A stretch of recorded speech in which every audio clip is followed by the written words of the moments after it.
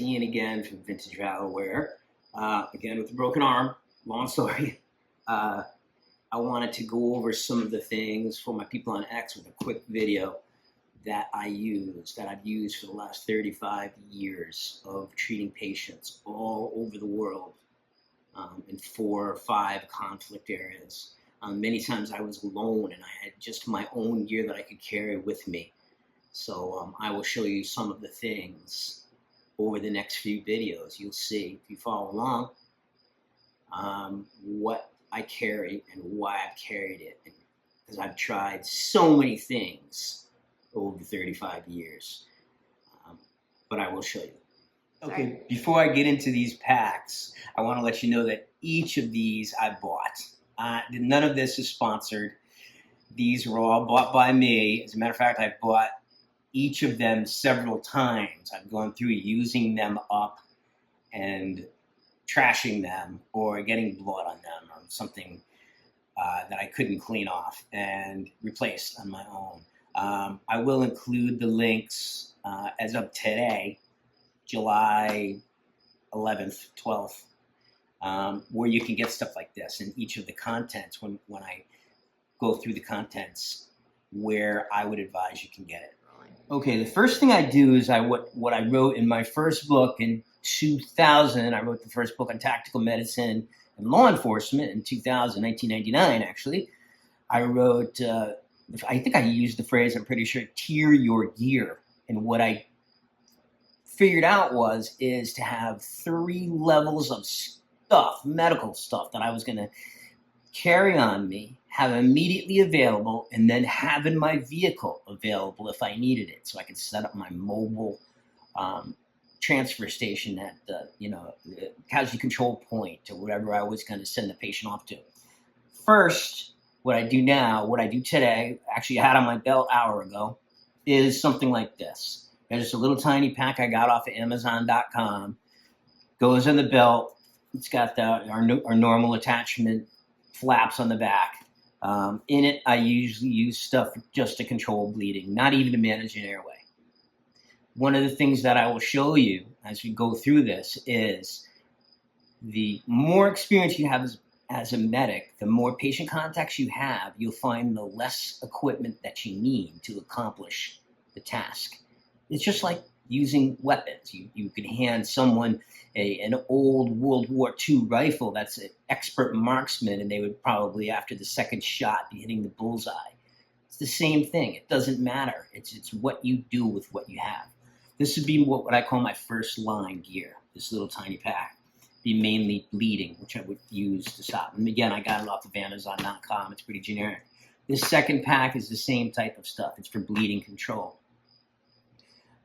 Tourniquets, and both different types of tourniquets. I use both strap and windlass types. And I usually carry both a strap and a windlass on me. This is by a company called Emdom USA. This would probably be a second line for me now at my age and my activity. This is by a company called Esstac, Essential Tactical. The reason I would use something like this if I was back to wearing a vest or I had a pack that I was going to carry and I wanted a larger individual first aid kit. So it's got a strap tourniquet. I mean, I know this tourniquet has issues. We can go into that in another video. On the inside, it's got a windlass type tourniquet, a lot of bleeding control stuff, and maybe in this, it's got a chest seal. So I got a chest seal. There may even be an NPA, but I don't even think I put an NPA in this. This would be something that I would put on my backpack. The reason I like this Essential Tactical one is that you can actually pull it off of its attachment points. But anybody watching this that is a medic knows that those packs exist, that I could pull this off and throw it if I had to, still attached to my equipment. This is one of my favorite second lines. This is by a company called High Speed Gear Industries. I've used this a bunch of times. It's made really well. It's made in America here. It has a pull-through section. This has everything for bleeding control, chest seals, an NPA, patient marking, light sticks. It has some small burn dressings, and usually if I have room, there'd be a saline lock if I need it. I would put it here. Another second line. Actually, this is our kitchen first aid kit. This has basic stuff for small lacerations in the kitchen here by knife. So some bleeding control equipment, some burn stuff, as you can see from the top. Some basic stuff if the dogs get injured. There's some gauze wrap in here, some hemostatic agents. I use hemostatic agents in some of these. If you notice, really none of this box here is probably like $1, $2. I got it at the dollar store, or Family Dollar, and I don't need something fancy. These two are something that are an investment, but it's just basically tailored to what my family needs, what we need here at the house. So I like to make my own. What I would do if I was you guys is I would buy a first aid kit, then I would tailor the contents to my own situation.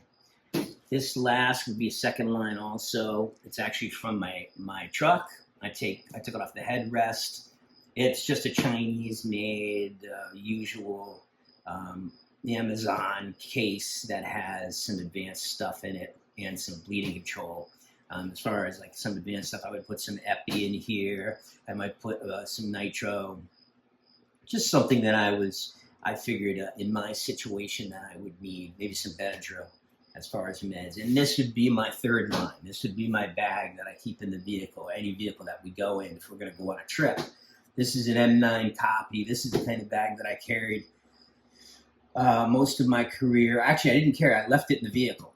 I got to admit, I left it in the vehicle. I sent someone for it unless we were moving away from the vehicle, and then I would take it. This has IV equipment in it. It has advanced airway gear.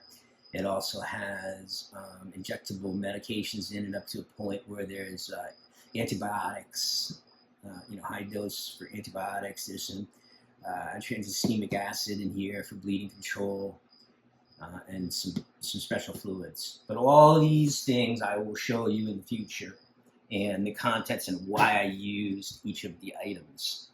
And I hope to see you guys again.